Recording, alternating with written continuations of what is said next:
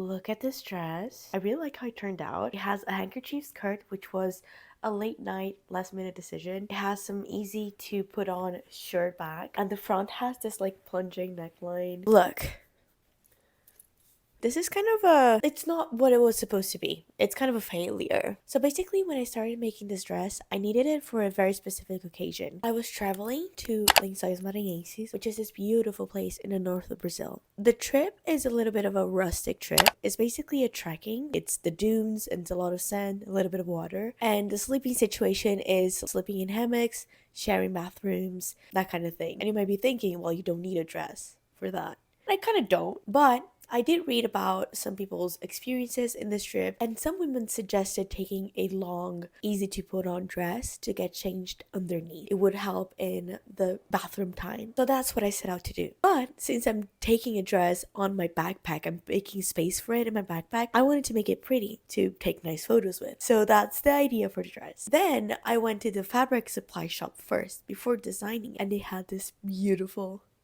fabric. What made me want to use it was the color. This burnt orange is just I just love this color, so I decided to pick it up even though I knew it was the wrong choice because this is a very thick fabric. Then I started working on a dress. I actually did make a mock-up. I never really do mock-ups, but I just didn't want to waste this fabric. I did draw the bust based on just a well-fitting top. With the mock-up, I decided that it was not enough plunge, so I took a bit out of the pattern. Sewing it was pretty straightforward. I shirred the back. I actually had some problems shirring. I didn't stretch the elastic enough in the first try, but then I did it again and it worked just fine. I decided last minute to do the handkerchief skirt, and when I attached the skirt, I did it wrong, so I had to cut a bit out of the skirt and then reattach it, and then I just finished hemming everything.